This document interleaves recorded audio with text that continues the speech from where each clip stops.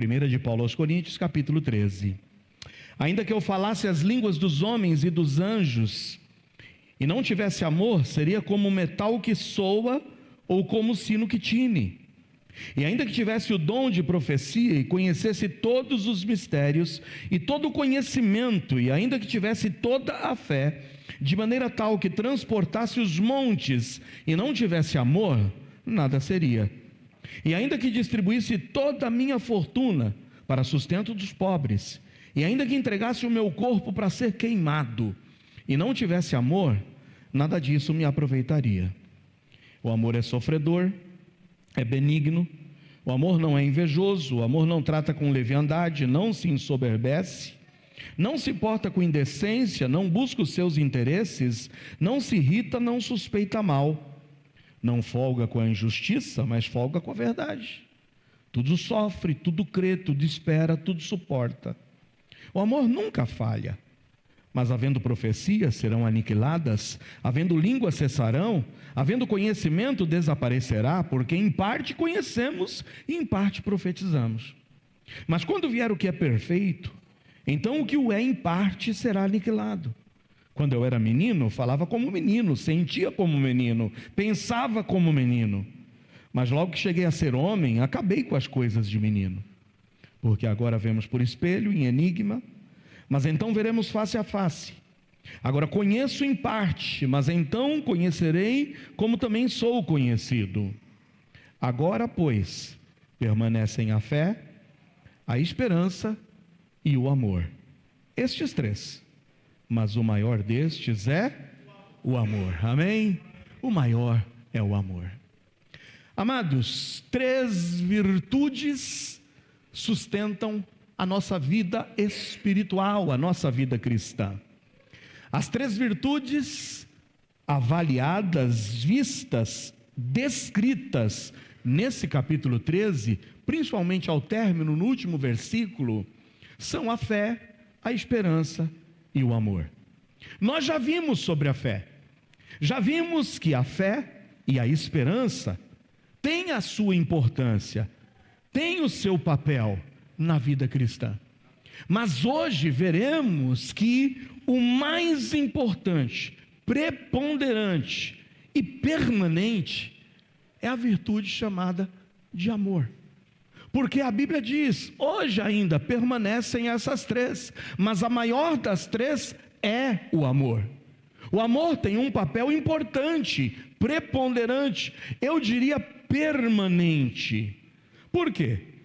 Porque embora a fé tenha sido o veículo necessário para que eu pudesse ser introduzido à salvação, e embora a esperança seja o combustível, seja o motor que me mantém impulsionado a seguir adiante na esperança das promessas, principalmente na vinda do Senhor Jesus, embora a fé e a esperança tenham a sua importância na nossa vida cristã, o amor é quem vai evidenciar a minha salvação.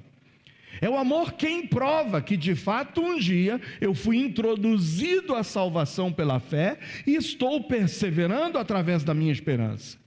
É o amor quem vai provar que você de fato um dia teve um encontro real com Jesus Cristo. Sabe por quê, irmãos, que o amor é a maior das três virtudes? Porque embora a fé tenha me introduzido à salvação, a fé tenha sido necessária para que eu fosse salvo, um dia a fé não será mais necessária. Porque o que é a fé? Senão a certeza de que aquilo que eu não vejo, de fato, eu creio e é verdade. A fé está pautada no sacrifício de Cristo na cruz do Calvário. A fé é necessária para que eu seja salvo. Mas, irmãos, a fé não será mais necessária quando eu estiver na presença de Jesus. Eu já vou estar vendo e contemplando com os meus olhos. Eu nunca vi Jesus. Alguém já viu? Mas você crê nele, não crê? Você estava presente lá no Calvário? Não. Mas nós cremos que esse relato é verdadeiro. Mas um dia nós estaremos frente a frente com Jesus. Vocês viram que nós acabamos de cantar? Face a face, um dia estaremos com Ele. Quem tem essa fé e essa esperança? Para que fé então, se eu estarei contemplando o meu Salvador? E para que esperança? A minha esperança, o motor que hoje me impulsiona a continuar firme e convicto nessa fé, é a esperança de me encontrar com Ele. É a esperança, seja do arrebatamento, ou ainda que a morte me leve antes, de que eu estarei com Ele por toda a eternidade. Amado, se Cristo voltar, ou se nós formos ao encontro dEle pela morte, para que vai ser necessária esperança? Eu não preciso mais de esperança, nem de fé. Estarei contemplando o meu Salvador. Mas sabe o que permanece por toda a eternidade? E sabe o que continuará a estar presente lá no céu? Sabe o que é que permanentemente seguirá as nossas vidas? É o amor. Por isso que o amor é a virtude mais importante das três. 1 de Paulo aos Coríntios 13:13 diz: agora, pois, permanecem a fé, a esperança e o amor. Estes três, mas o maior destes é o amor. Lembre-se no que eu preguei semana passada. Eu disse a vocês que a fé nos faz olhar para trás, a esperança nos faz olhar para frente, e o amor nos faz olhar ao nosso redor. O amor nos faz olhar para o próximo, o amor nos faz olhar para pessoas, o amor me faz verdadeiramente enxergar pessoas ao meu redor, a quem eu possa oferecer esse amor. E olha, o maior oferecimento de amor que você pode fazer é levar uma pessoa ao conhecimento dessa verdade, é levar uma pessoa ao conhecimento de Jesus Cristo. Já que o amor é o que evidencia a minha salvação, hoje então a proposta é responder a pergunta que não quer calar. E a pergunta é simples: o que é o amor? O que é o amor? Irmãos, a minha primeira reflexão hoje está pautada na seguinte frase: o verdadeiro amor. Eu quero hoje jogar por terra várias definições que existem por aí, definições do dicionário, definições da prosa, da música, da poesia.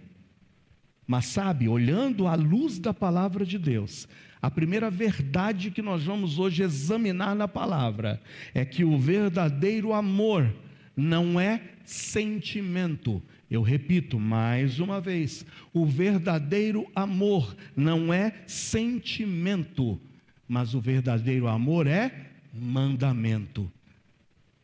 Você percebeu? A primeira grande verdade que você precisa saber é que o verdadeiro amor, o amor que perdura, o amor que me levará à presença do Senhor e que permanecerá por toda a eternidade, não é sentimento, mas o verdadeiro amor é mandamento. Alguns definem amor por afeição, por afeto, paixão, sentimento. E eu vou dar algumas frases que você talvez já tenha dito, proferido ou ouvido. Eu amo Deus. Quantos amam a Deus? Você ama a Deus? Amém ou não? Muitos dizem, eu amo a Deus. Mas muitos também dizem, eu amo você. Alguém já disse isso para você? Alguém já disse, eu te amo? Se você não disse, pode dizer agora para alguém. Isso é, se você quiser fazê-lo, né? Diga aí, eu amo você. E eu estou vendo o romantismo no ar, está vendo? Olha aí, o romantismo.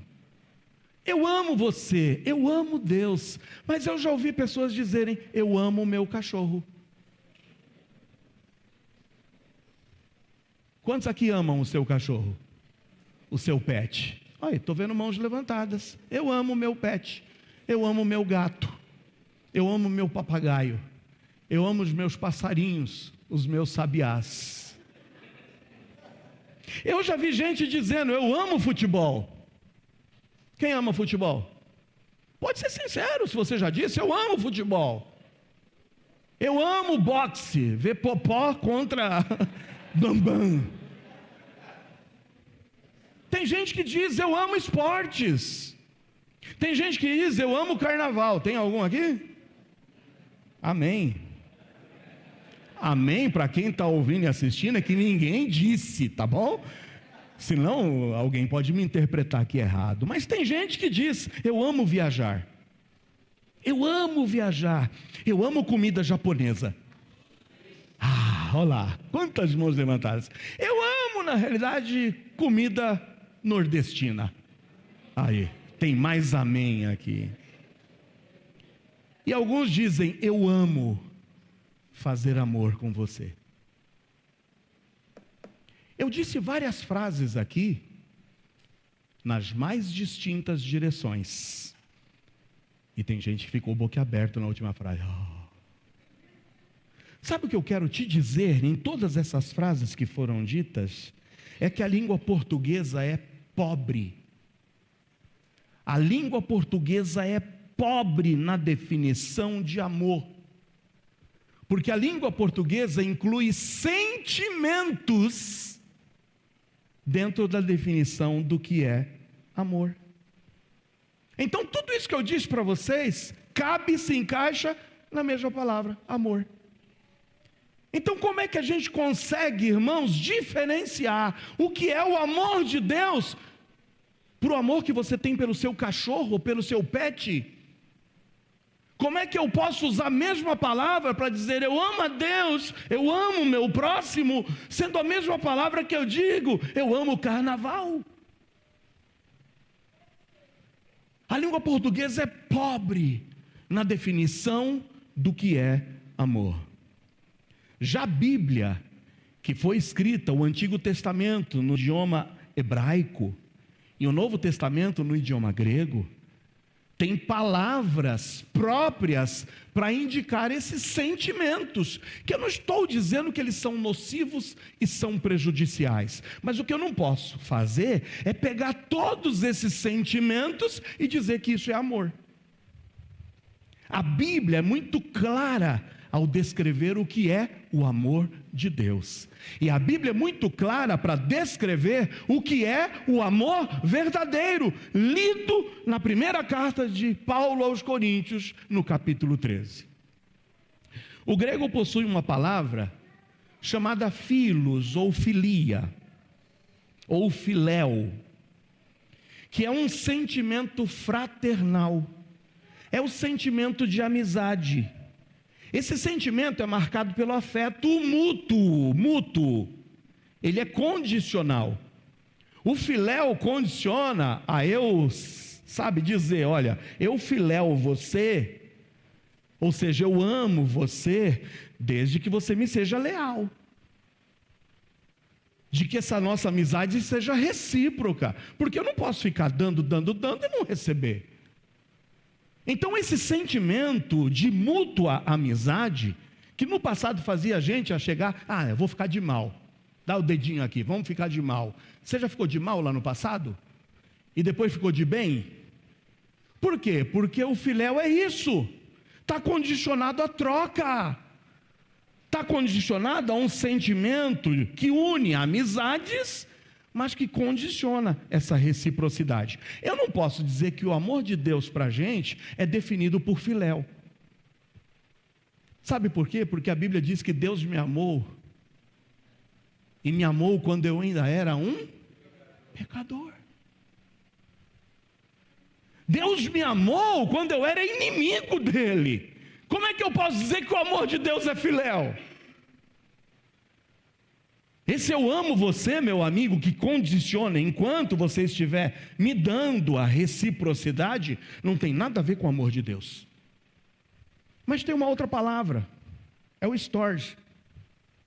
O storge é aquele amor familiar, é o amor que vai se desenvolvendo, é o amor de pai para filho, de filho para pai, é o amor entre irmãos, é o amor consanguíneo, que vai aumentando ou diminuindo com a convivência.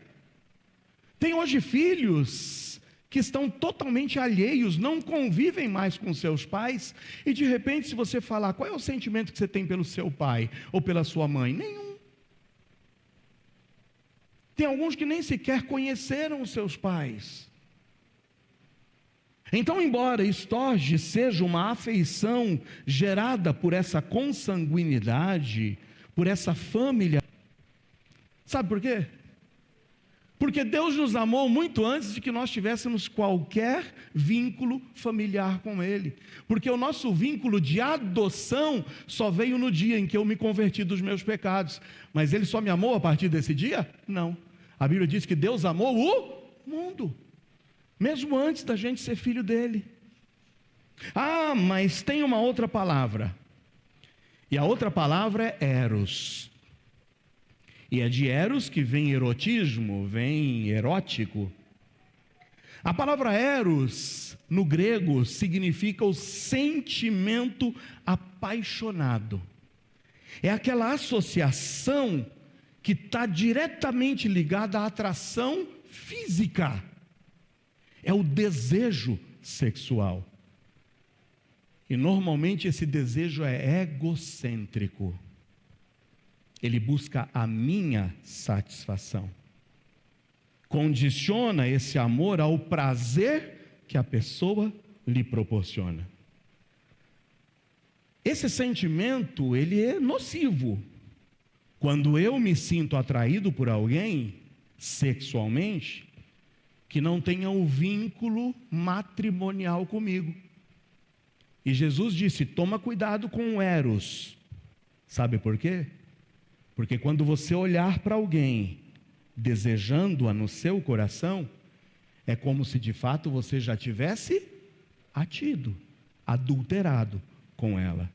Eu não posso dizer que o amor bíblico, o amor de Deus para mim, seja pautado no sentimento eros, porque Deus jamais aprovaria um sentimento que fosse pecaminoso. Então, diante de tudo isso, vem a pergunta, o que é o amor? Mais uma vez eu repito, esses sentimentos que a gente hoje chama de amor, mas que não tem nada a ver com o amor bíblico, não são de todo prejudiciais. Por quê? Você está pensando em casar? Tem alguém que está pensando em casar? Amém ou não? Você precisa ter filéu, você precisa ter estorge, e você vai precisar ter eros com a pessoa com quem você deseja casar. Porque o filéu está pautado na amizade. Se você não for amigo de quem você pretende se unir, você vai se dar com a cabeça, sabe, na parede. Se não tiver estorge, ou seja, compromisso, disposição de seguir adiante, na convivência, alimentando esse sentimento de dependência mútua um do outro, você vai se dar mal. Mas tem gente que condiciona o casamento só ao eros, ao desejo sexual. E amanhã? Como é que fica? Como é que um casamento perdura se não tiver filéu e não tiver estorge? Se não tiver amizade e se não tiver compromisso? É por isso que a gente vê um montão de casamentos sendo hoje simplesmente terminado. Porque não se tem amizade e não se tem compromisso. Estou aqui carente. Ame primeiro a você mesmo, senão como você vai amar o próximo? O egocentrismo é o que pauta hoje muitas relações. Mas o que é o amor? O que é o amor? Mais uma vez eu repito, o verdadeiro amor não é sentimento, mas o verdadeiro amor é o quê? Não ouvir. Mandamento. Não, eu preciso sentir. Você não precisa sentir, você precisa obedecer. Porque o verdadeiro amor é pautado na obediência. E sabe qual é a palavra grega que diz o que é o verdadeiro amor? É ágape. Não é filéu, não é estorge, não é eros, é ágape. É o amor incondicional, é o amor sacrificial, é o amor altruísta, é o tipo de amor que Deus tem por nós e que Ele nos exorta a termos uns pelos outros. Abra sua Bíblia em João 13, 34 e 35. João 13, 34 e 35. Sabe o que diz em João 13, 34 e 35? Irmãos, eu não quero quebrar romantismo aqui não, hein? Eu disse para vocês que um bom casamento precisa ter os 3 sentimentos. Mas se você for para o casamento pautado só em sentimento, sentimento acaba. Sentimento esfria. Se você não tiver compromisso de saber que amar não é sentimento, mas amor é mandamento, você joga tudo para o ar, em prol da tua própria satisfação. Olha o que diz em João 13, 34 e 35. Um novo o quê? Não, eu não ouvi, vocês estão fracos. Um novo mandamento vos dou. E qual é o mandamento? Que vos ameis uns aos outros, como eu vos amei a vós, que também vós uns aos outros vos ameis. E nisto todos conhecerão que sois meus discípulos, se vos amardes uns aos outros. Como é que eu evidencio a minha vida cristã? É com dom, é isso? Quando eu olho 1 de Paulo aos Coríntios 13 está encravado entre o 12 e o 14. No capítulo 12, Paulo trata de dons operacionais. Ele vai dar a relação dos dons e vai falar qual é a utilidade desses dons. No 14, ele vai organizar um pouco, porque a igreja de Corinto é uma igreja problemática. Eles achavam que provavam a espiritualidade dele através da operacionalidade dos seus dons. Uns queriam falar mais línguas do que outros queriam profetizar, outros queriam estar ali servindo, queriam rodopiar, queriam dizer: eu sou crente, eu sou uma pessoa de fé, eu sou um verdadeiro cristão, pela operacionalização dos seus dons. No 14, Paulo vai botar ordem. Espera aí! O dom precisa de quê? De decência, de ordem, de utilidade. Deus não é Deus de confusão. E é por isso que ele crava entre o 12 e o 14 o caminho mais excelente que você e eu devemos buscar, e que esse de fato evidencia que nós somos discípulos. Esse é o que evidencia que você é um verdadeiro cristão, e esse tem nome, é amor. Eu estou lhes passando um novo mandamento, e através desse mandamento de vos amarem uns aos outros, que todos conhecerão que sois meus discípulos, se vos amardes uns aos outros. Aqui Jesus não apresenta o amor como uma opção, não apresenta o amor como um sentimento. Se você sentir alguma coisa, ame. Se houver reciprocidade, ame. Se tiver alguma vantagem, ame. Mas aqui ele está dizendo: eu estou lhe dando um mandamento, e o mandamento é que você ame, e vocês amem-se uns aos outros. Gálatas 5,14, sabe o que diz?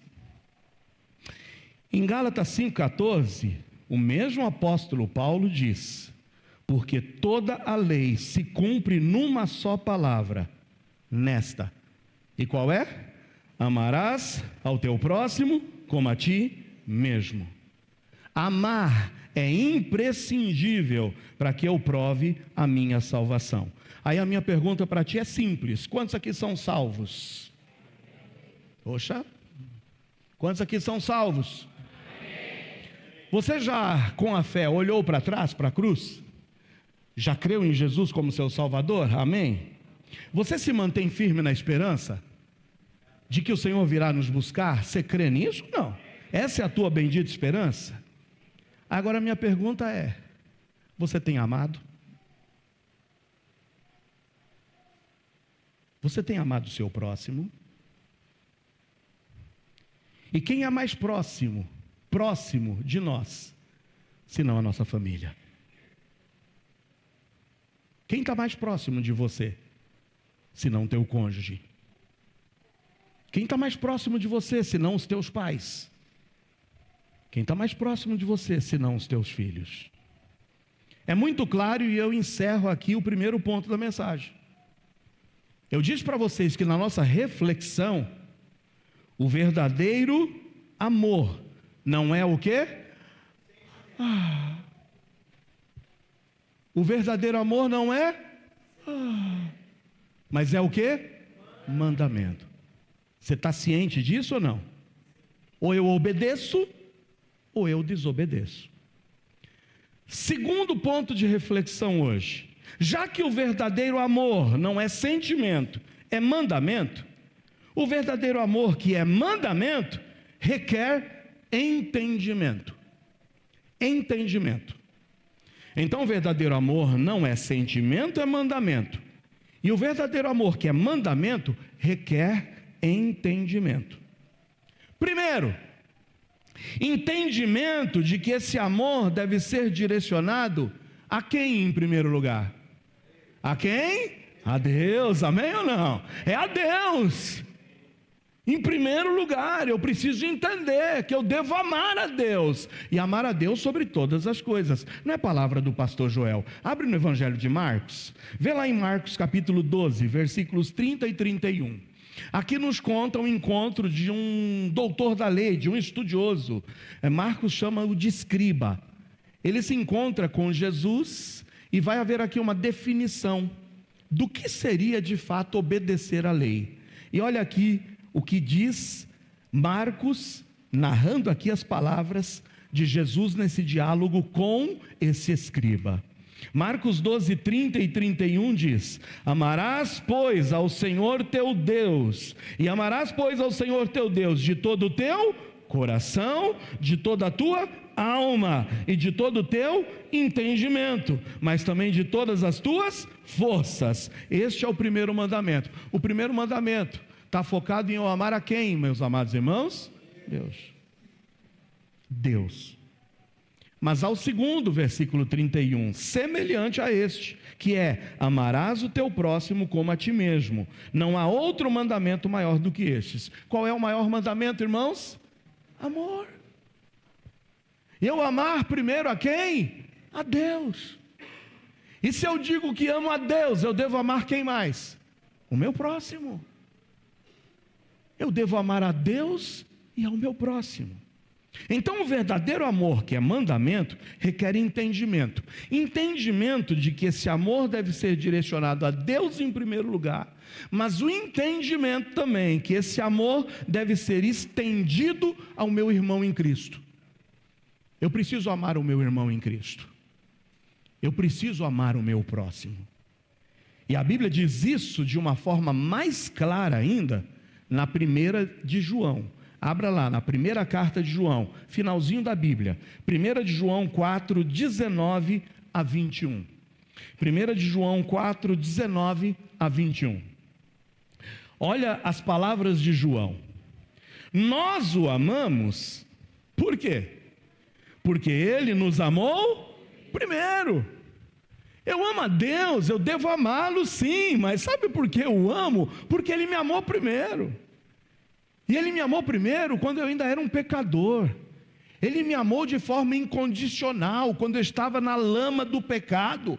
O que é que eu oferecia de bom a Deus? Nada para que ele me amasse, mas ele me amou. E porque me amou, enviou o seu filho Jesus para morrer na cruz do Calvário. E ninguém tem maior amor do que este, o de dar alguém a sua vida pelos seus amigos. O que nós havíamos dado de atraível a Deus, de atrativo a Ele, mas Ele nos amou de forma incondicional, e é porque Ele nos amou primeiro que eu posso amá-lo hoje. E continua o texto dizendo: se alguém diz eu amo a Deus, e eu perguntei aqui, eu perguntei para vocês e eu pergunto de novo: quantos aqui amam a Deus? Amém? Aqui está dizendo que se alguém diz eu amo a Deus, mas odeia seu irmão, é o quê? Mentiroso. Não sou eu que estou dizendo, é você que está enchendo o peito para dizer eu amo a Deus, mas está odiando seu irmão. É você que diz que ama a Deus, mas está com rancor do teu irmão. E quando você diz que ama a Deus, mas odeia o seu irmão, João é categórico: você é um mentiroso. Não tem como você amar a Deus e odiar ao seu irmão. Pois quem não ama seu irmão ao qual viu, como pode amar a Deus a quem não viu? Como é que você pode dizer que ama a Deus se você nunca o viu e se você não tem condições de amar aquele a quem você está vendo? 21, e dele temos este, mais uma vez, o verdadeiro amor não é sentimento, o verdadeiro amor é o quê? Mandamento. E aí que no 21 diz, dele temos esse mandamento, que quem ama a Deus, ame também a seu irmão. E eu não ouvi amém. O verdadeiro amor não é sentimento, mas o verdadeiro amor é o quê? Mandamento. E o verdadeiro amor, que é mandamento, requer de mim, requer de você entendimento. Entendimento em primeiro lugar, que eu devo direcionar a Deus em primeiro lugar o meu amor. Mas o entendimento também de que esse amor deve ser estendido ao meu irmão em Cristo. Mas eu quero ainda te passar um terceiro entendimento.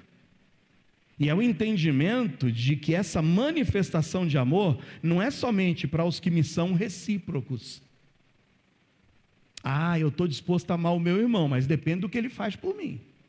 Qual é o retorno que eu terei? O que é que eu tenho recebido de retorno? O meu amor ao meu irmão é condicionado à reciprocidade. Não.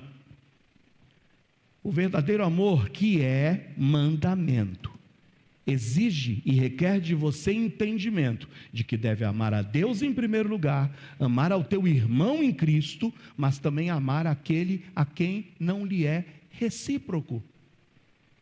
Lucas 6,32. Abre em Lucas 6,32. Jesus ele passa a ser irônico. Ele diz, se amardes ao que vos amam, é muito fácil. Amar ao que me ama, isso é fácil. Se amardes aos que vos amam, que recompensa tereis? O que você está fazendo melhor do que o ímpio? O que você está sendo melhor do que o pecador? Porque também os pecadores amam aos que os amam. É muito fácil, irmãos, amar quem me ama, amar quem está fazendo bem só para mim. É muito fácil amar quem está fazendo o que eu quero que seja feito, a quem está satisfazendo o meu ego. É muito fácil amar. Mas aqui o Senhor está dizendo que eu tenho que amar não somente aqueles que me amam. A verdadeira ação do amor não é impulsionada nos sentimentos e nem se dá somente por aqueles com quem se tem afinidade. O verdadeiro amor é incondicional, ou seja, não importa se a pessoa merece ou não, é uma decisão seguida de uma atitude. O amor verdadeiro é imparcial, não faz acepção de pessoas, mas busca a oportunidade de fazer o bem a todos. Agora tem gente que não consegue amar nem aquele que está do lado. Irmãos, a primeira reflexão de hoje, e deixa eu ver se vocês estão comigo. O verdadeiro amor não é, mas é. E o verdadeiro amor, que é mandamento, requer o quê? Primeiro, entendimento que eu devo amar primeiro a quem? Mas eu devo amar também a quem? Mas só a quem me satisfaz? A quem não me oferece reciprocidade. É o próximo. É a todos. Tem gente que não consegue amar nem o próximo, que está próximo dele. O que dizer aos outros? Terceira reflexão da noite. E são 4, tá bom? Então é a penúltima. O verdadeiro amor, que é mandamento, manifesta, ou seja, é manifestado por um comportamento. É um comportamento. Você que está dizendo eu amo, sabe, o verdadeiro amor, que é um mandamento e que vem de Deus, ele é manifestado através de um comportamento. E quando eu falo de comportamento, eu estou falando de atitudes. Primeiro, o verdadeiro amor é misericordioso. Sabe o que é misericórdia? É o sentimento de pesar despertado pela infelicidade do outro. É ter piedade, é ter compaixão. É olhar para a miséria do outro, para a miserabilidade e ter compaixão do próximo. O verdadeiro amor exige um comportamento, se manifestará através de um comportamento misericordioso. Isso está aqui no texto que nós começamos lendo, 1 de Paulo aos Coríntios 13, versículos 4 e 7.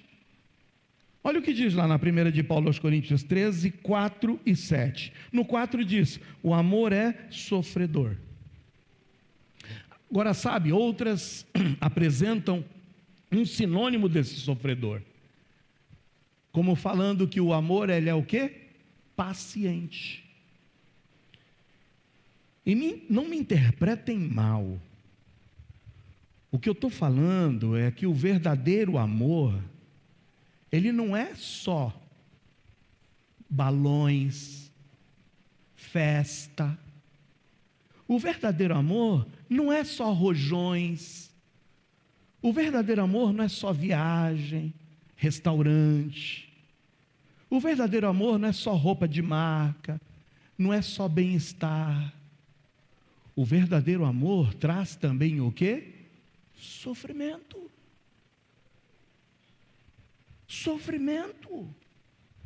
Que vai exigir de você paciência, porque o amor é sofredor, mas é benigno. Quem ama não vai desejar o mal. Quem ama não vai desejar que o outro esteja na pior. Porque o verdadeiro amor é misericordioso, não é invejoso. Quem ama não está dizendo, olha, que legal que você conquistou, uau, mas no coração vai estar pensando, espero que roubem, espero que o motor funda, espero que seja mandado embora. O verdadeiro amor não é invejoso, o verdadeiro amor não trata com leviandade, o verdadeiro amor não se ensoberbece. Mas no 7 de 13 da 1 de Paulo aos Coríntios diz, ele tudo sofre, tudo crê, tudo espera e tudo suporta. Porque o verdadeiro amor, baseado no amor de Cristo, é aquele que concede graça, perdão, e perdoar é permitir que uma nova história seja reescrita entre duas pessoas. Não perdoou. Ah, se o Senhor nos tratasse com a mesma rigorosidade que nós tratamos. O verdadeiro amor, que é mandamento, manifesta um comportamento. E esse primeiro comportamento tem que ser manifestado por misericórdia. Mas também o verdadeiro amor é altruísta. Esse é o segundo comportamento exigido daquele que ama como Deus ama. É altruísmo. O que é o altruísmo? É a ausência do egoísmo. É a abnegação. É o contrário do egoísta. O egoísta quer para ele, o altruísta quer para o outro. E aí, mais uma vez eu digo, o relacionamento conjugal não vai para frente quando não há o altruísmo, quando não há o propósito de eu querer ver o meu cônjuge bem, e agir e ter atitudes para que eu o veja bem, porque se ele estiver bem, eu também o estarei. Mas a gente inverte. Matrimônios hoje têm chegado ao caos, porque eu sempre estou dizendo que eu não recebo do outro que eu deveria receber, o que eu acho que eu deveria receber. O egoísmo perdura. É sempre o que eu quero, na hora que eu quero, do jeito que eu quero, como eu quero. Não se tem diálogo, não se coloca cartas nas mesas. Atitude que visa o bem-estar do próximo, não tendo em consideração os interesses particulares. É o que diz ainda em Coríntios 13, no versículo 4, que eu já havia dito, que ele não se ensoberbece, mas no versículo 5, que diz que o verdadeiro amor não se porta com indecência e não busca os seus interesses.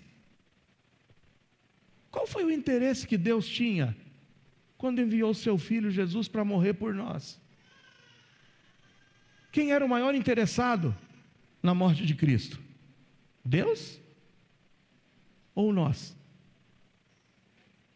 Quem era o maior interessado no sacrifício de Cristo?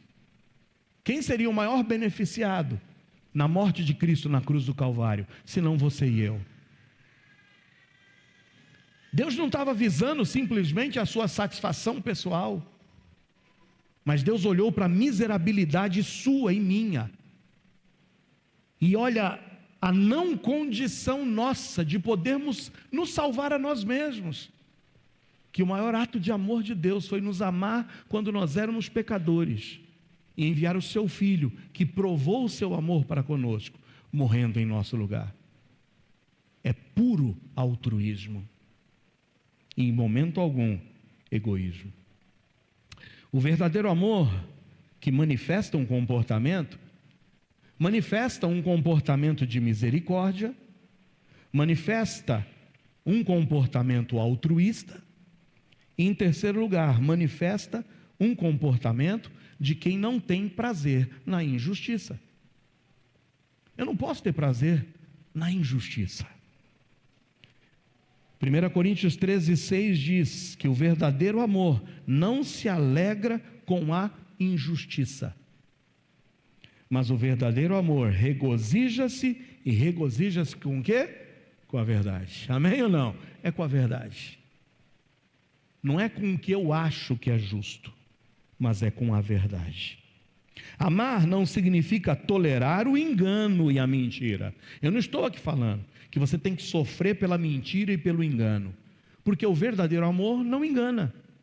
O verdadeiro amor é verdadeiro. O verdadeiro amor busca o bem.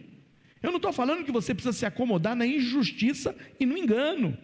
Se teu próximo insiste em viver na mentira, isso não é amor da parte dele. Se um cônjuge vive na mentira, se o teu irmão vive na mentira, se o teu pai vive na mentira, se o teu filho vive na mentira, não está dizendo que você tem que passar a mão na mentira, porque o verdadeiro amor não folga com a justiça, com a injustiça, mas regozija-se com o quê? Com a verdade. Quer andar na verdade? Nós estamos juntos, amém ou não? Agora, não na mentira, não na injustiça. Se você, meu amado, tem vivido na mentira para com o teu próximo, isso não é amor, porque o amor não mente. O amor é verdadeiro, fala a verdade e doa a quem doer. Irmãos, nós já vimos hoje que o verdadeiro amor não é o quê? Sentimento, mas é o quê? Mandamento. Mas vimos que o verdadeiro amor, que é mandamento, em primeiro lugar, ele vai o quê? Requerer de nós entendimento. O entendimento que eu amo a Deus em primeiro lugar, amo ao meu próximo, mas estou disposto também a amar até aquele que não me é recíproco. Leia-se, os teus próprios inimigos. Mas em terceiro lugar, vimos que o verdadeiro amor, que é mandamento, manifesta um comportamento. E qual é o comportamento? Misericórdia, altruísmo e justiça e verdade. E eu encerro falando que o verdadeiro amor, que é mandamento, exige um julgamento. Julgamento? Sim. Diante do exposto até agora, e da consciência da importância do amor como uma virtude que evidencia a minha salvação, a minha pergunta é: faça agora um julgamento de si mesmo, porque o verdadeiro amor exige de você agora um auto-julgamento. Como é que está o seu amor? Como é que está a sua vida? Talvez hoje você tenha percebido que a sua falta de alegria no teu relacionamento, que a sua falta de prazer em servir ao Senhor, seja por tua deficiência nessa virtude maior, e que se chama amor. O que fazer? É aí que eu apelo para João. João vai nos ajudar a fazer esse julgamento. Eu me recordo quando há 2 anos e meio atrás preguei uma mensagem aqui, em um dos nossos aniversários, quando a gente falou sobre a volta ao primeiro amor. Eu quero hoje recorrer a João, o apóstolo João abençoado. Ele escreve o livro de Apocalipse. E eu te convido a ir lá para o último livro, capítulo 2, versículos 1 a 5.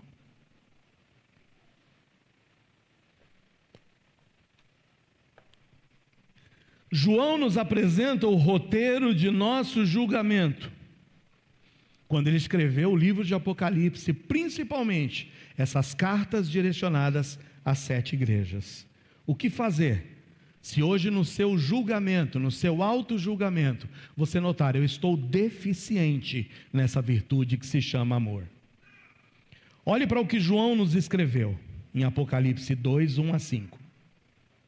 Escreve ao anjo da igreja de Éfeso: isso diz aquele que tem na sua destra 7 estrelas, que anda no meio dos 7 castiçais de ouro. Eu conheço as tuas obras, conheço o teu trabalho e a tua paciência, e que não podes sofrer os maus, e puseste à prova os que dizem ser apóstolos, e o não são, e tu os achaste mentirosos, e sofreste, e tens paciência, e trabalhaste pelo meu nome, e não te cansaste. Olha quanto elogio até agora. Mas no versículo 4 o panorama muda. Tenho, porém, contra ti. E o que é que Deus tinha contra a igreja de Éfeso? Deixaste o teu primeiro amor. Eu tenho uma ressalva contra vocês. Vocês deixaram o teu primeiro amor. Tem solução para a gente? Tem. Lembra-te, pois, de onde caíste, arrepende-te e pratica as primeiras obras. Quando não, brevemente a ti virei e tirarei do seu lugar o teu castiçal, se não te arrependeres.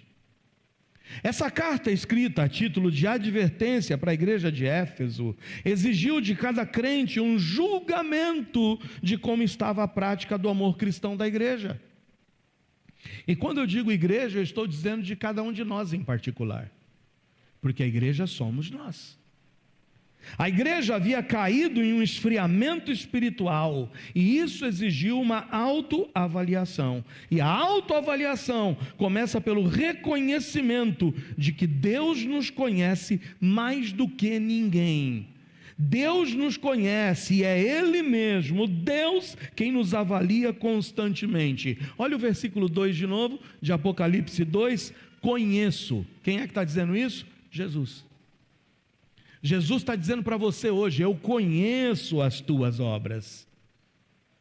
Eu conheço. A gente não consegue enganar Deus. Com a nossa hipocrisia, com o nosso falso amor, a gente não consegue enganar a Deus. Jesus está dizendo aqui, eu conheço as tuas obras. Deus sabe exatamente o que temos feito, mas muito mais ainda, como temos feito. Quais são as nossas motivações? Deus sabe tanto das nossas ações, como Deus sabe das nossas omissões, mas Deus sabe também das nossas intenções. E depois de ter falado de grandes qualidades dessa igreja, o Senhor vai repreendê-los, porque tudo aquilo que eles estavam fazendo não era motivado pelo verdadeiro amor. E talvez hoje você precise fazer essa tua autoavaliação, esse teu julgamento. Quais são as suas intenções? A igreja de Éfeso, irmãos, tinha um trabalho perseverante e relevante. O Senhor está falando, conheço as tuas obras, o teu trabalho, a tua paciência. E nós, como IBEG, temos feito muitas coisas, amém ou não? Temos feito. A gente tem um projeto que comemoramos em dezembro 10 anos da existência desse projeto. Quantas crianças já foram alcançadas pelos vagalumes? Quantas crianças nesse fim de semana mesmo não foram alcançadas pela tenda? A gente tem feito muita coisa pelo Senhor. A gente tem investido na obra missionária, e quantas pessoas não têm sido alcançadas por aqueles que estão sendo apoiados por nós e que estão pregando onde nós não estávamos. Sim, essa igreja tem feito muito pelo Senhor. Paulo elogiou a igreja de Éfeso, dizendo: eu conheço o trabalho de vocês e o seu sofrimento e a sua paciência. Como nós sofremos? Principalmente naquela época de pandemia. A dor da separação de entes queridos, o sofrimento de não podermos congregar, o sofrimento de ver gente que a gente conhecia indo embora, o sofrimento de ver igrejas se fechando. Sim, nós sofremos. Mas o Senhor também olhava a fidelidade doutrinária dessa igreja, está vendo? Olha lá: conheço as tuas obras, o teu trabalho, a tua paciência, e que não pode sofrer os maus. Ou seja, vocês rejeitam os maus. Eu tenho visto a fidelidade. Como essa igreja tem sido fiel doutrinariamente? Hoje mesmo a gente estava em EBD, classes para todas as idades, e que bênção. Deixa eu ouvir um amém. Quantos estavam na EBD? Diga amém. Amém. E você que não estava, perdeu. A gente tem zelado pela doutrina. A gente tem investido para a gente saber em quem a gente crê. Teus filhos agora estão lá agora. As crianças estão lá, recebendo a porção da palavra de Deus. Porque tem irmãos que estão dispostos a dar parte do seu tempo. Que bom, e que bom saber que o Senhor está vendo tudo isso. Conheço as tuas obras. Mas apesar de todo esse louvor ao trabalho e à fidelidade da igreja de Éfeso, Cristo revela a repreensão. E a repreensão está no versículo 4. Tenho, porém, contra ti, que deixaste o teu primeiro amor. Eu me recordo há 2 anos e meio atrás, quando eu disse essa frase, eu repito ela mais uma vez para vocês: ação não compensa motivação. O que você tem feito sem a motivação correta, não vai ser compensado pelo seu trabalho. Trabalho para o Senhor não vale nada, a ação não vai compensar a motivação, e motivação vem do nosso coração. Sabe por quê? Porque obras não suplantam o coração. O Senhor conhece por que você está vindo aqui para os vagalumes, o Senhor conhece por que você está aqui hoje à noite, o Senhor conhece tudo que você faz por Ele. E saiba que ativismo não compensa os nossos pecados e as nossas falhas na execução do amor verdadeiro. Porque o Senhor está repreendendo essa igreja dizendo: eu tenho algo contra vocês. Vocês deixaram o primeiro amor. Será que é possível levar uma vida cristã sem amor? É. Com falsidade? É. É possível. É possível estar engajado num ministério, mas está sendo falso no meu coração? É possível. Será que é possível que sejamos uma igreja atuante, relevante, mas sem amor? É possível. Tanto que a igreja de Éfeso foi condenada, foi repreendida. Vocês estão fazendo muita coisa, mas vocês estão fazendo tudo isso sem amor verdadeiro no coração. A mecânica dos nossos atos de nada vale. A excelência do nosso serviço não compra o favor de Deus. Uma igreja perde o primeiro amor quando perde o seu fervor pela obra de Cristo e pela obra missionária. Uma igreja perde o primeiro amor quando a oração se converte em um simples costume de juntar as mãozinhas. Quando um pedido é feito, a gente bota lá as mãozinhas. Estou orando. Está orando mesmo? Adianta botar 2 mãozinhas lá? A igreja perde o primeiro amor quando a comunhão pode ser suprida. Sabe por quê? Por um like. Estou vendo, hein? Estou aqui em casa, mas estou vendo, hein, pastor? Pá, bota um likezinho lá. Fiz a minha parte hoje.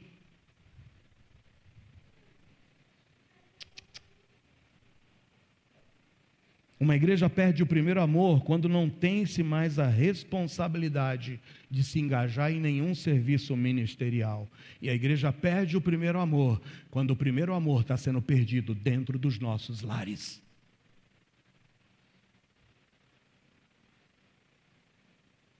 Como é que está a tua casa? Como é que está a tua casa? Todo crente precisa avaliar como está a sua vida cristã e tomar uma decisão. Porque o verdadeiro amor, que é mandamento, exige um julgamento.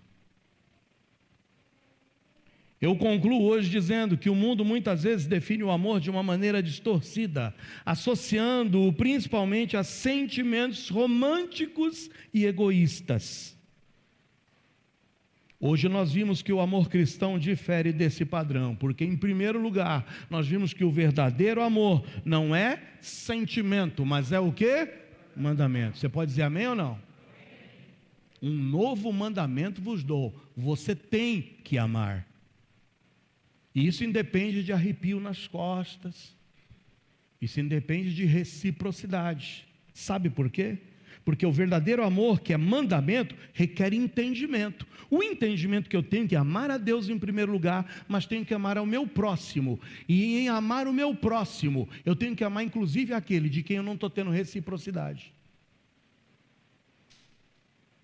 Em terceiro lugar, nós vimos que o verdadeiro amor, que é mandamento, manifesta um comportamento.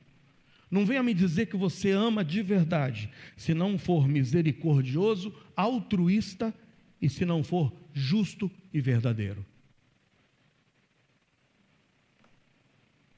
E por último vimos que o verdadeiro amor, que é mandamento, exige um julgamento. Está disposto a fazer esse julgamento hoje? Não é julgar o próximo. Não é você julgar o teu filho agora, não é você filho julgar o teu pai.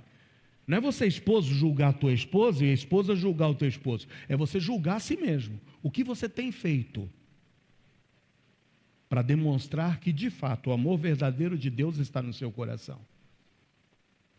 O que você tem feito? Por isso que o versículo 5 de Apocalipse 2 tem para a gente o roteiro. Lembra-te, pois,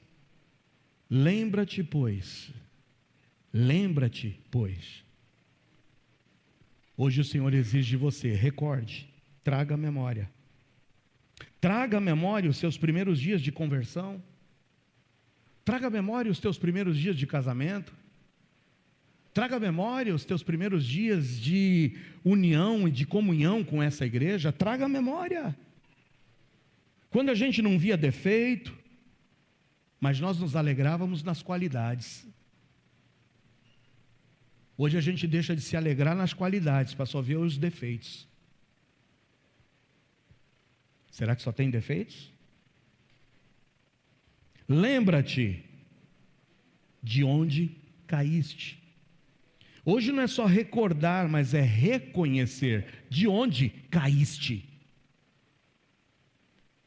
Se você caiu é porque você já esteve de pé. Onde, quando foi que você começou a cair? Quando você começou a se envolver talvez com amizades suspeitas? Quando você começou, quem sabe, a dar ouvidos a hoje os pensamentos da modernidade? Quando você começou a dar ouvidos, quem sabe, a outros ventos de doutrina? Quando você começou a simplesmente olhar os defeitos, e não somente olhar, mas começar a expor esses defeitos, a criticar, a fazer a crítica pública. Recordar, reconhecer, mas principalmente, renunciar. Lembra-te, pois, de onde caíste e arrepende-te. Eu já falei, mais uma vez vou repetir. Eu acho que o versículo que eu mais repeti no púlpito dessa igreja é Provérbios 28:13. O que diz em Provérbios 28:13? Eu acho que essa igreja já tinha que saber de cor. E salteado. O que encobre suas transgressões jamais prosperará, mas o que confessa e deixa alcançará o quê? Misericórdia. Para hoje, faça o seu julgamento. Recorde, lembre-se como era. Mas não somente recorde, reconheça: eu caí, eu tropecei, eu estou errando. E se o Senhor está hoje te revelando que você está errando, arrependa-se, renuncie, confesse. E por último, recomece. Nunca é tarde para recomeçar. A palavra de Deus diz que o justo, ainda que caia, ele não ficará prostrado, mas é o Senhor quem o levanta e o sustenta com a sua mão. Então recomece, e é por isso que ele disse: lembra-te, pois, de onde caíste, arrepende-te e pratica as primeiras obras. Volta a ser quem você era. Para com o teu amargor, para de olhar os defeitos e as críticas e a expor essas críticas publicamente, a compartilhar, a extravasar, a jogar nas redes sociais. Reconheça em que me cabe hoje eu recomeçar. O que o Senhor exige hoje de mim? É que eu volte ao primeiro amor. E depois de fazer esse julgamento, hoje Deus quer que você e eu nos autoavaliemos e não continuemos em uma toada sem valor, mas que resgatemos o nosso primeiro amor. Pratique a bondade, seja paciente, seja compassivo uns para com os outros. Sirva, sacrifique-se também pelos outros. Coloque as suas necessidades não acima, mas coloque as nossas necessidades acima. Perdoe, deixe de lado os ressentimentos, recomece, busque ativamente o bem-estar e o crescimento espiritual do teu próximo. Demonstre amor, mas demonstre amor por meio de ações concretas, não simplesmente por meio de palavras. Hoje é dia de voltarmos ao primeiro amor. Lembra-te de onde você caiu. Renuncia. Retorne ao verdadeiro amor, ao primeiro amor. Fecha seus olhos. Como está a sua vida? Você hoje